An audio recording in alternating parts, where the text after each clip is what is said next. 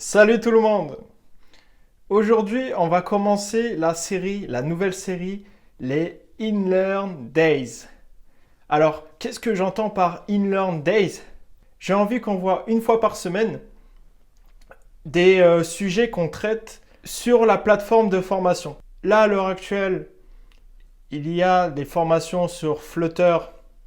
D'ailleurs, il y a une formation d'initiation gratuite sur la plateforme.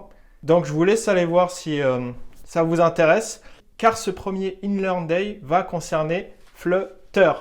On va voir comment mettre des liens dans notre application Flutter et les lancer. Allez, c'est parti!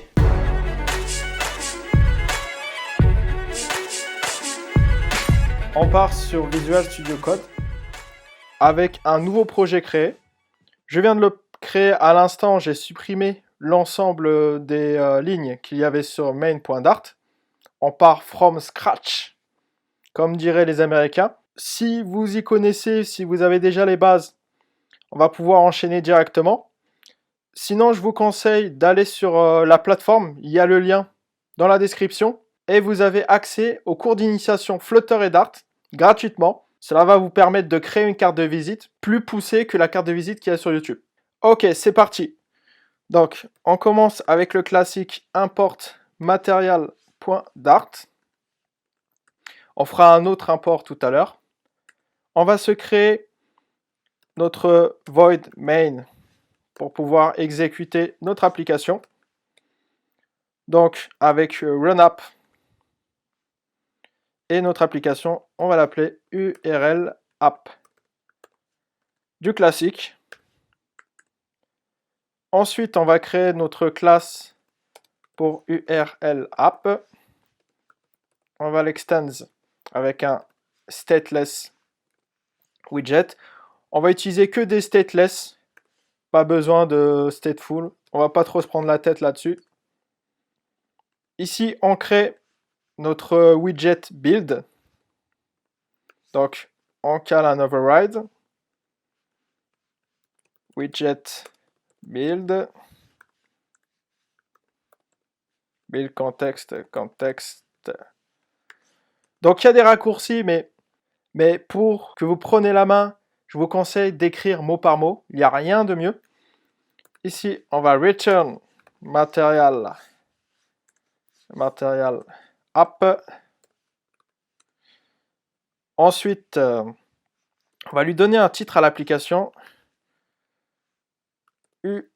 URL app.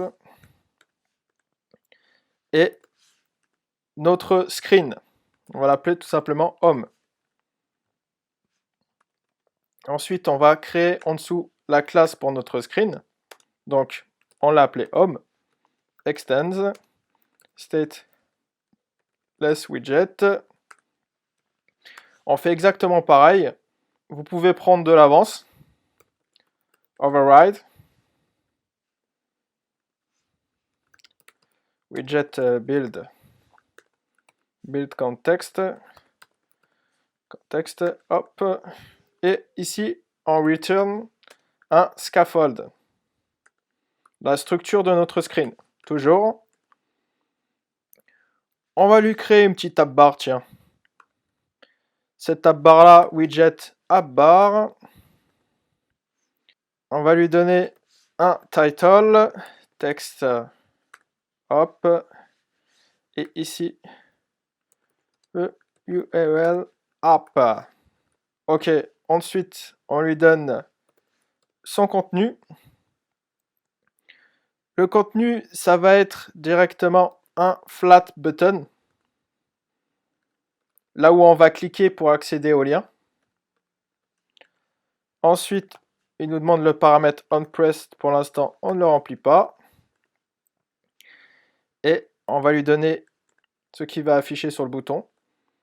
Et ici, tout simplement, un texte avec lancez-moi. Voilà pour la partie visuelle de notre screen. On va lancer notre application. Il a rajouté Dart HTML d'ailleurs. je pense que c'est pour la partie web, la version web ici. On n'en a pas besoin, nous. On va tester uniquement sur les applications. Pour le moment, on va aller chercher notre package qui va nous permettre de faire cette action-là, de lancer notre navigateur du téléphone, de notre mobile, grâce au lien. Alors, ce package, on va faire comme si on ne le connaissait pas. On va aller sur pub Dart, qui est la librairie de package pour Dart et Flutter, bien sûr. Ici, on va sélectionner ça. On va taper URL. On va voir ce qu'il nous propose. Alors, URL, URI, OK.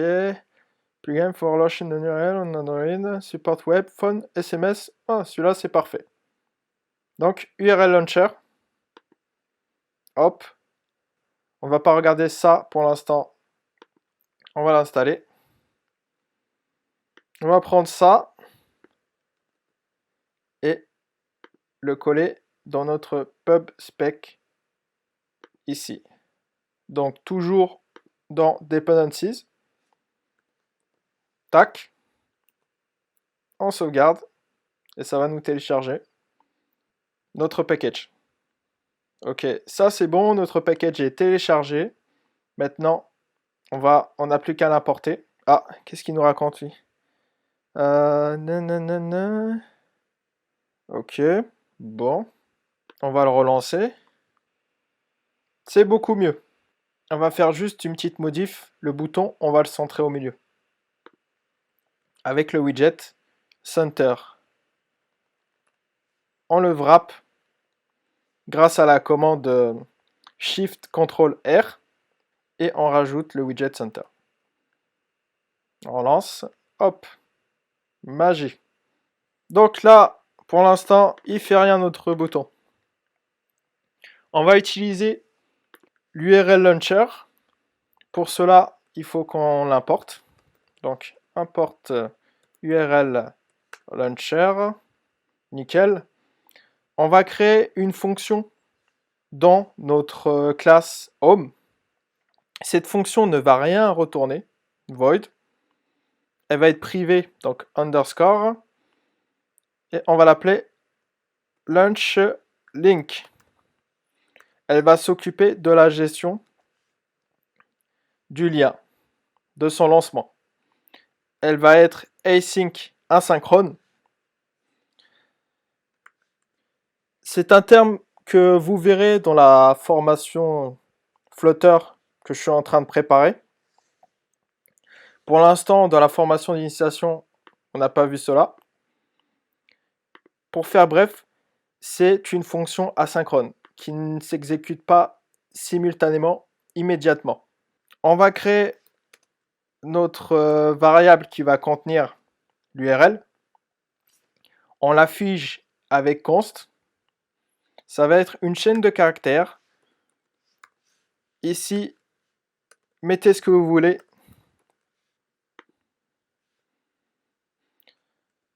Ensuite, on va utiliser des conditions, if. Et là, on va utiliser l'autre mot-clé qu'on n'a pas vu dans le cours et qu'on verra, je répète, dans la formation, qui arrivera bientôt. If await, et là, on va utiliser une fonction disponible fournie par le package URL Launcher.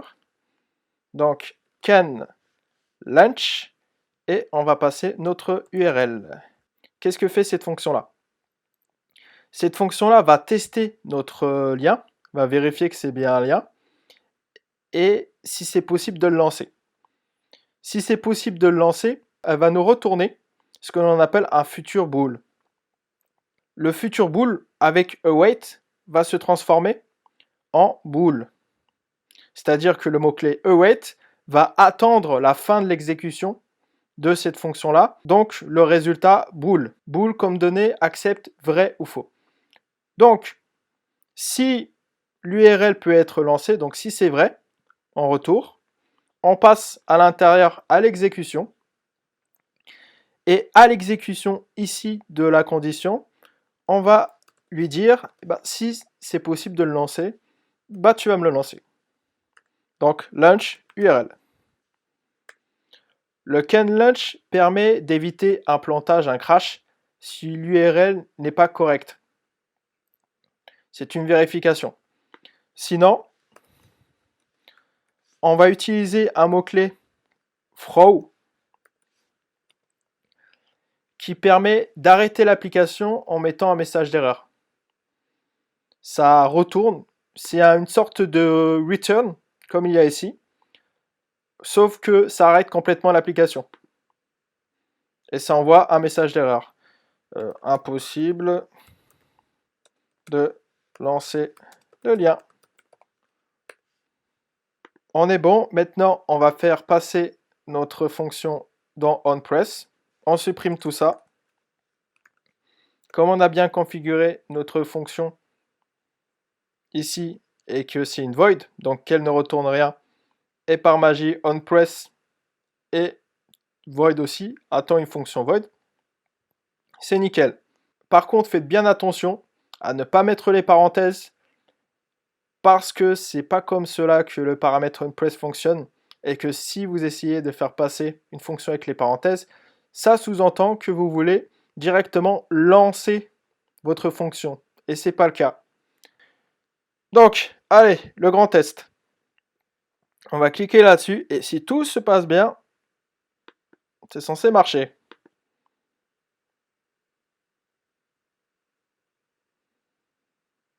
Ça fonctionne. On a bien accès à notre site web qui s'ouvre dans le navigateur de notre téléphone. On va essayer avec iOS. Je vais le lancer vite fait. Pareil, même rendu. Merci Flutter. On lance ici. Et ça fonctionne. On a Safari qui se lance, le navigateur. Et on a bien notre site qui fonctionne bien. Parfait. Vous savez maintenant comment lancer vos liens sur le web. N'hésitez pas à aller sur la plateforme pour avoir plus de contenu et à vous abonner à la chaîne YouTube. Allez, à vous de jouer!